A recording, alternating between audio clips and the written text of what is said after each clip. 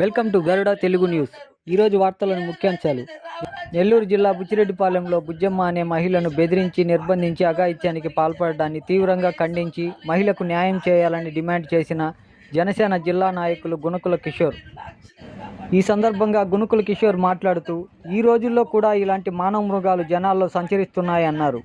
ఈ విషయాన్ని ఎమ్మెల్యే ప్రశాంతిరెడ్డి దృష్టికి తీసుకువెళ్లి ఆ మానవ మృగాన్ని కఠినంగా శిక్షించేలా, ఇలాంటివి మరలా పునరావృతం కాకుండా చర్యలు తీసుకుంటామని బాధితురాలికి హామీ ఇచ్చారు.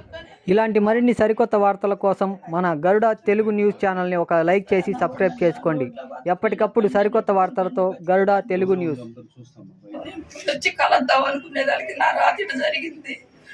నా మధ్యన నాకు కరబిడ్డ జరిగింది. మీ దగ్గరికి కలుద్దామని అనుకోన్నాను. ప్రశాంతమ్మని అందరికీ దయవుంచి అందరినీ దగ్గరికి తీసే ప్రశాంతమ్మ కూడా చెప్తాను. ఇలాంటి నరహంతుకులు కూడా మంచి అని దగ్గర దీపాపమ్మ ప్రతి ఒక్క నాయకులకు కూడా చెప్తున్నా.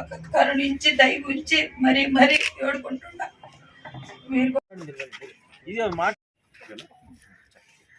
అందరికీ నమస్కారం. బుచ్చిలో మనుషులతో పాటు ఒక మృగం కూడా తిరుగుతుందని జనసేన పార్టీ అధ్యక్షులకి సంబంధించిన డెస్క్ నుంచి మాకు రిపోర్ట్ వచ్చి ఇక్కడికి వచ్చి పరిశీలించమన్నారు.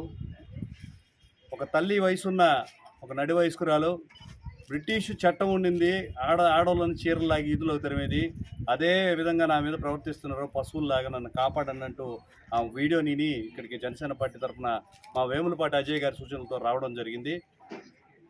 ఎంత అరాచకంగా ఉందంటే మనుషుల్ని నిర్బంధించి వివస్త్రం చేసి కాలుతో చేత్తో తన్ని చెవు కూడా వినపడట్లేదంట.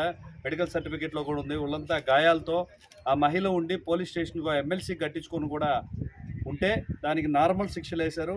115, 118, 351 అని. వీటిలో లాస్ట్దే 351/2 BNS ఈ చట్టం కింద అరెస్ట్ చేయాల్సిన వర్షం ఉంది. ఎవరైతే ఈ తప్పు చేశారో వాడు స్వేచ్ఛగా మనుషుల్లో తిరిగేస్తున్నారు. ఇక్కడ బాధిత మహిళ ఏమో భయంతో బిక్కుబిక్కుమంటూ ఉంది. సిఐ గారికి చెప్తే ఇప్పుడే మేము వస్తున్నామని చెప్పారు.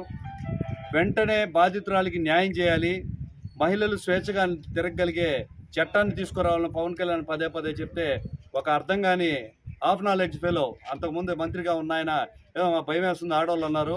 మీ భయాన్ని సృష్టించడానికే పవన్ కళ్యాణ్ గారు ఆడపిల్లని తాకాలంటే భయాన్ని సృష్టించడానికే పవన్ కళ్యాణ్ గారు కొత్త చట్టాలను తీసుకురావాలని చూశారు.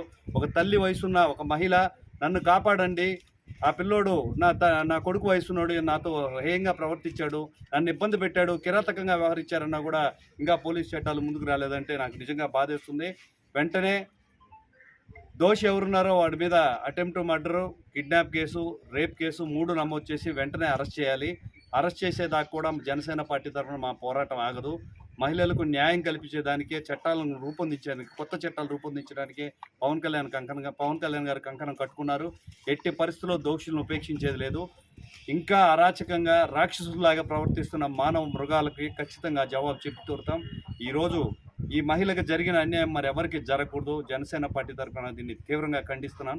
దోషులకి శిక్ష భరించే వరకు కూడా మేము కఠినంగా ఈ విషయం మీద నిలబడతాము.